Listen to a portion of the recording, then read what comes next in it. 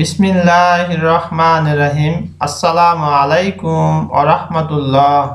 প্রিয় এইচএসসি শিক্ষার্থী, আজকে আমি তোমাদের দিনাজপুর বোর্ড 2023 সালে রিয়ারেঞ্জ নিয়ে কথা বলবো।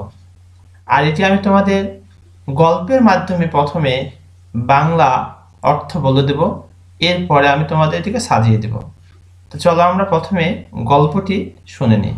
আজকের এই গল্পটি একটি সাপ ও একটি কাকের গল্প, অর্থাৎ এর উপরে ভিত্তি করে রিয়ারেঞ্জ দেওয়া হয়েছে। তো একটা সাপ একটা গাছের গোড়াতে একটা গর্তে বাস করত, আর সেই গাছটার উপরে যে শাখা আছে সেখানে বাস করত একটা কাক। আর সেই কাকটার ওই বাসাটাতে 4টা তার বাচ্চা ছিল। তো যখনই এই কাক বাইরে বাচ্চার খাবারের জন্য যেত, তখন এই সাপটা কি করত, গর্ত থেকে বের হয়ে উঠে ওই বাসা থেকে বাচ্চাগুলোকে খেয়ে নিত। তো যখনই কাক বাইরে থেকে খাবার নিয়ে আসতো, দেখতো যে বাচ্চা নেই। বাচ্চা এইভাবে কমতে কমতে 3টে কিন্তু কমে যায় 4টা বাচ্চার ভিতরে। এখন অবশিষ্ট আছে একটা বাচ্চা। এবার কাক চিন্তা ভাবনা করলো যে না, এই সাপকে তো একটা উচিত শিক্ষা দেওয়া দরকার। তখন কাক কি করলো, বুদ্ধি করে এক রাজপ্রাসাদ থেকে তোমার রাজকুমারীর একটা মালা সে চুরি করলো। চুরি করে নিয়ে এসে ওই গাছের গর্তের মানে গোড়াতে যে গর্ততে সাপটা আছে তার আশেপাশে ওই স্বর্ণটা চেনটাকে ফেলে দেয়, ড্রপ করে। ড্রপ করার পরে আর আশেপাশে কিছু রুবি হচ্ছে তোমার মানিক বা রত্ন ছড়াইয়া ছিটিয়ে রাখে, যেটা মহামূল্যবান সম্পদ। এরপর সবশেষে যেটি ঘটনা ঘটে আর কি, যখন ছড়িয়ে ছিটিয়ে রেখেছিল, এরপরে মানুষ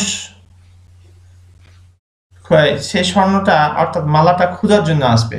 অর্থাৎ যখন সিংহাসন থেকে সেই রাজা বলবে যে কোথায় গেল সেই হার, তোমরা খুঁজে বের করো। এবার খুঁজতে খুঁজতে খুঁজতে মানুষরা কিন্তু চলে আসবে সেই গাছের গোড়াতে এবং দেখবে যে চারিপাশে এই রুবিজ মানিক রত্ন ছড়িয়ে ছিটিয়ে আছে। তখন তারা কি করবে, গাছের ওই গর্তটা গোড়ালিতে যে গর্তটা ছিল সেই গর্তটা খোঁড়া শুরু করবে। গর্তটা খোঁড়া শুরু করলে কি হবে, তারা অবশ্যই সাপটা দেখতে পাবে এবং তাদের যে চেন বা মালা সেটা তারা উদ্ধার করবে, সাপটাকে তারা মেরে ফেলবে। এই ছিল আমাদের সাপ ও কাকের গল্প। এবার আমরা লাইন বাই লাইন যেভাবে সাজিয়ে লিখতে হয় সেভাবে আমি সাজাবো। তোমার মনোযোগ সহকারে শোনো, ইনশাআল্লাহ পুরো অর্থই তোমাদের পরিষ্কার হয়ে যাবে। 1 নম্বরে যেটি আমরা বসাবো সেটি হচ্ছে, এখানে 4 নম্বর আছে সেই বাক্যটি, a snake lived in a hole at the foot of a tree. অর্থাৎ একটা সাপ একটা গাছের বলছে snake lived in a hole, একটা গর্তে বাস করতে, at the foot of a hill of a tree, একটা গাছের পাদদেশে, ফুট মানে পাদদেশ, এখানে একটা গাছের পাদদেশে একটা সাপ একটা গর্তে বাস করত। তাহলে এখানে প্রথমে কি বসাবো আমরা, 4 নম্বরটা বসাবো।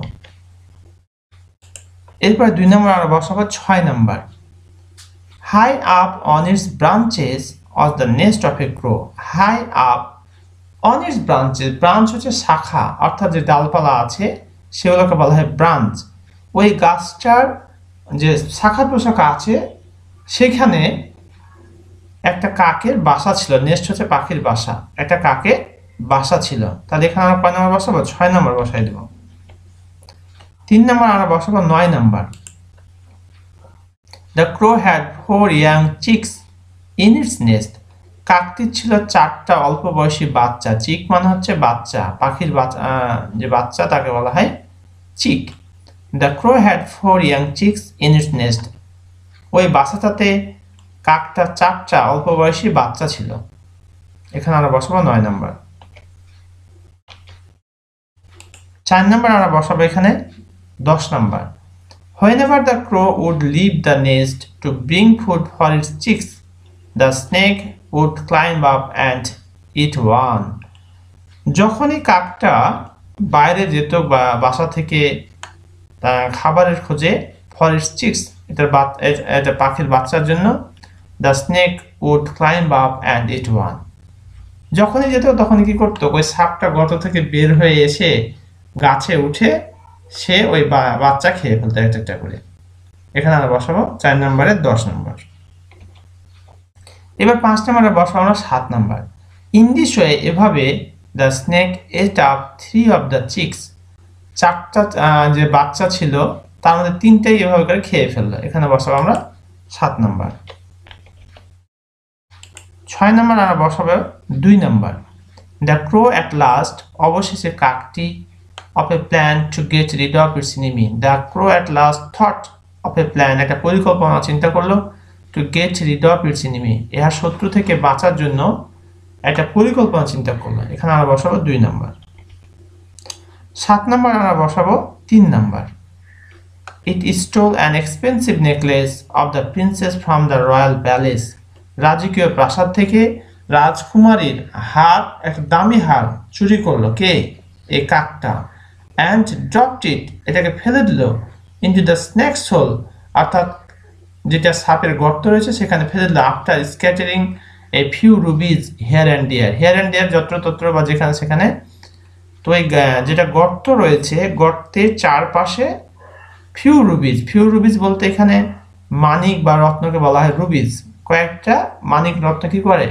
মহামূল্যবান সম্পদ ওই গর্তের চারিপাশে ফেলে দেয়, আর ওখানে ড্রপ করে কি যে মালাটা আছে সেটা। এখানে আমরা বসাবো 7 নম্বরে 3 নম্বর বসাই দেব। এবার 8 নম্বর আমরা যেটি বসাবো তা হলো 5 নম্বর। The king became very angry at the loss and sent out men to look for the necklace.